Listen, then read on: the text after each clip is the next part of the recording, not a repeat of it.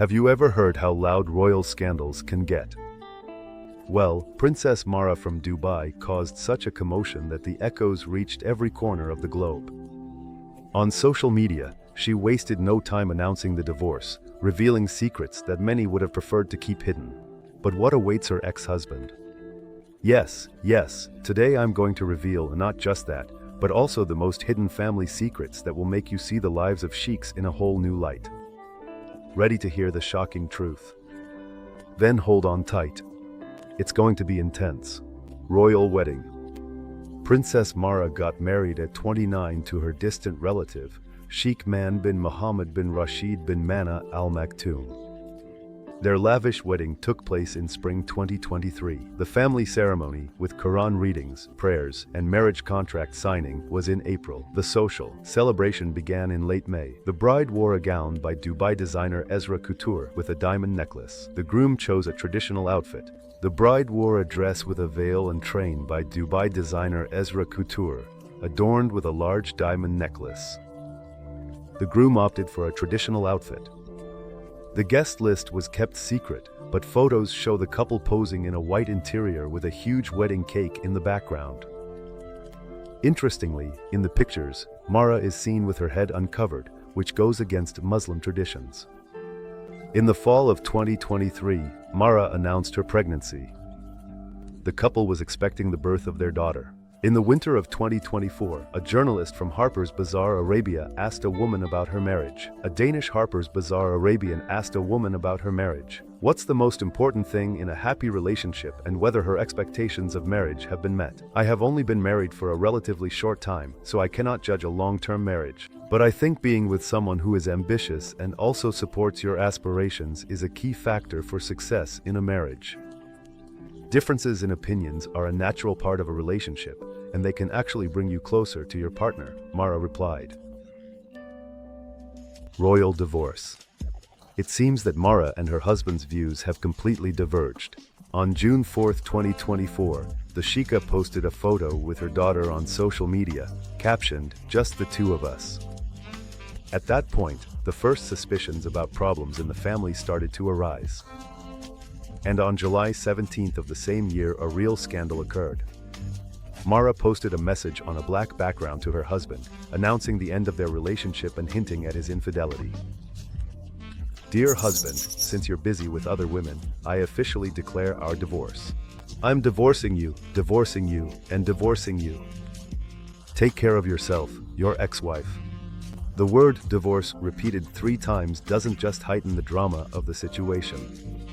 Triple talaq allows a man to divorce his wife by saying talaq 3 times, including India, Saudi Arabia, and Morocco.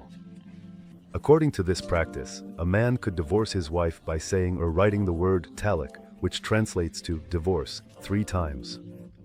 It was believed that after this the woman could return to her husband after a certain period of time.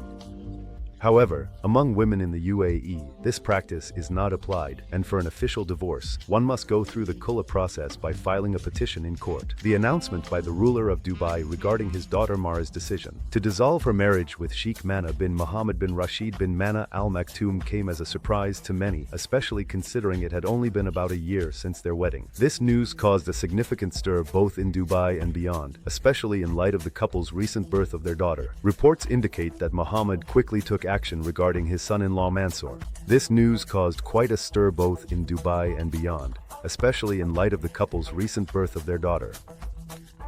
It's reported that Mohammed quickly took action regarding his son-in-law Mansour.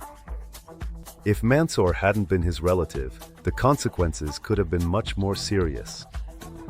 The ruler of Dubai banned his former son-in-law from entering the Emirates. Mara expressed deep gratitude to her father for his support during this difficult time. Many expected Mohammed to punish Mara, but instead he fully supported her decision. Although such behavior is completely uncharacteristic for a member of the royal family, Mohammed showed understanding and empathy towards his daughter's situation.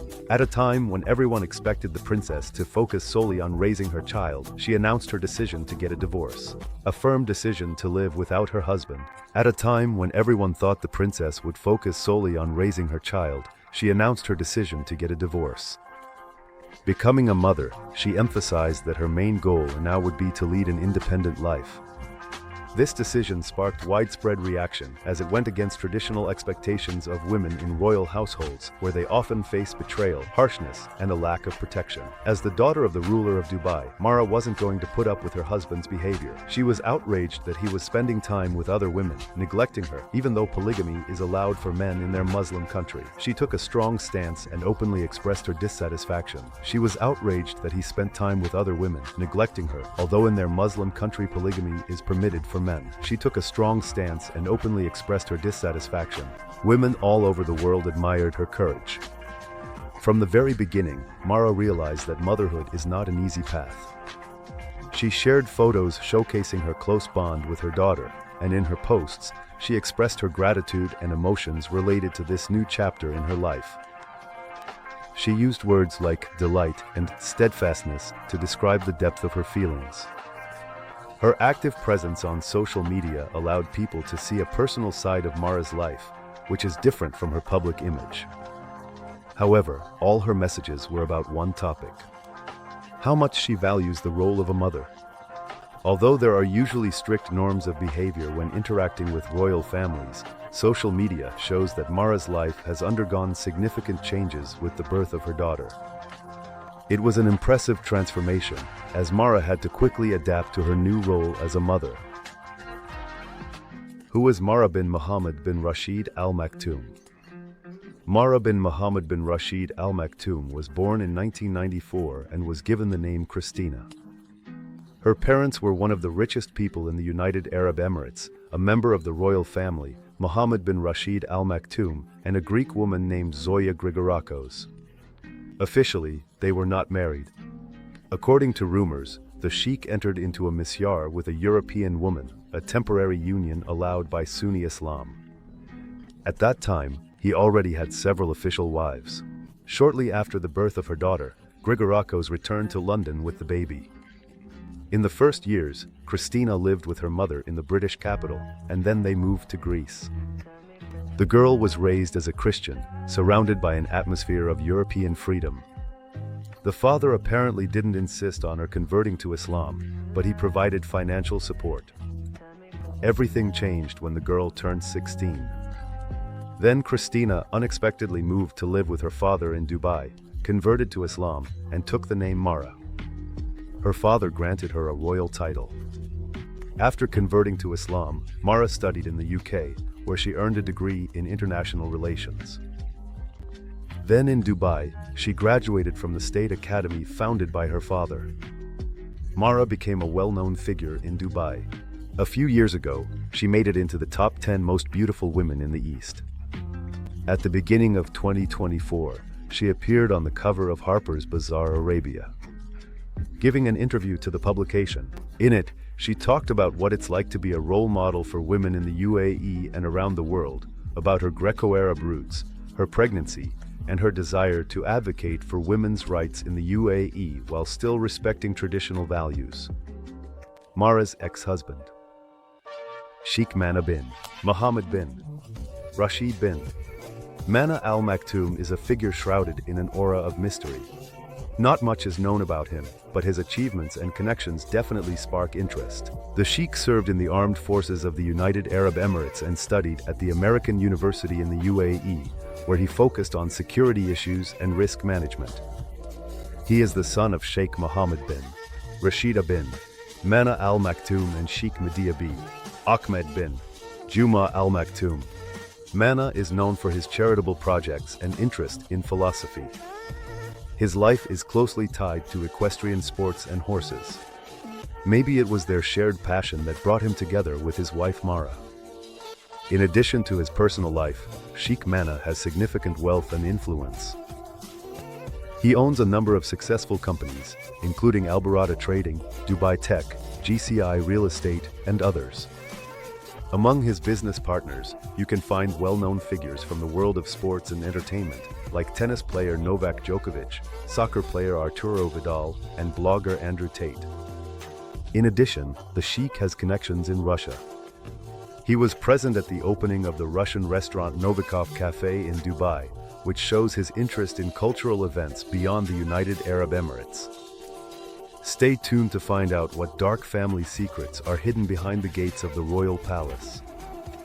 The father of the bride. Mohammed bin Rashid Al Maktoum is one of the central figures in the United Arab Emirates.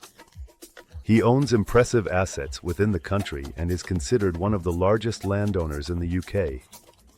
He owns 100,000 acres of land in London, Scotland, and Newmarket. He has held the positions of the ruler of Dubai and the Prime Minister of the country since 2006, and he has also been leading the Ministry of Defense since 1971. He personally oversaw the implementation of numerous international business projects that contributed to the transformation of Dubai's economy.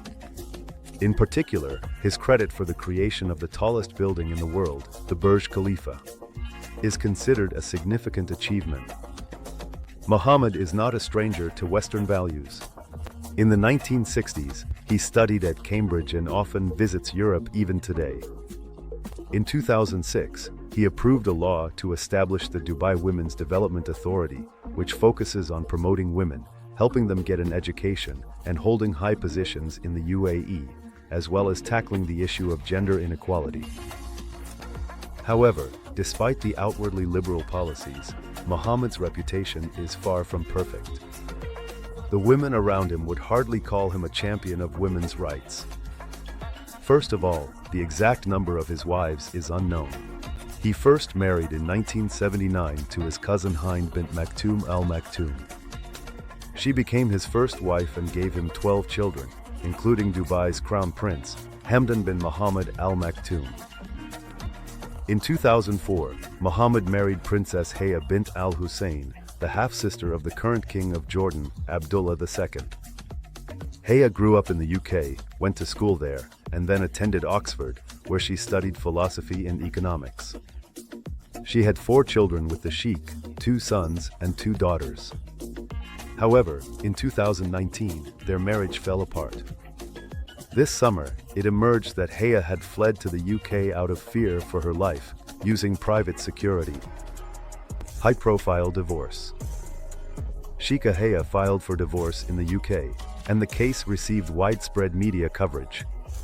During the trial, Mohammed's lawyers accused the princess of having an affair with her bodyguard Russell Flowers. Allegedly, Haya gave her loved one expensive gifts, including a farm, a car, and a collection of weapons. However, the legal proceedings ended with Sheikh Mohammed paying his ex-wife a staggering sum of £554 million. £554 million, and also lost parental rights to his 2 youngest children. The judge ruled that Sheikh Mohammed had committed excessive domestic violence against his official 6th wife, and he is now prohibited from threatening her or their children.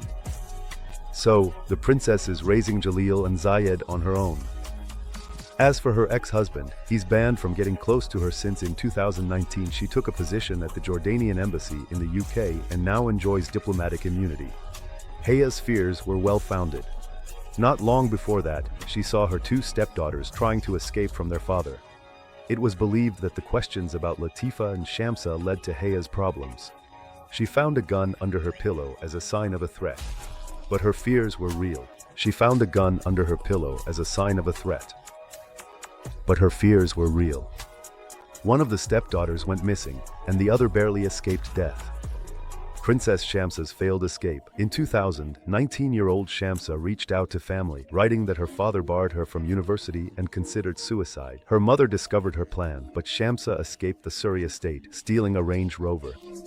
In the letter, she complained that her father had forbidden her from attending university and admitted that she had contemplated suicide.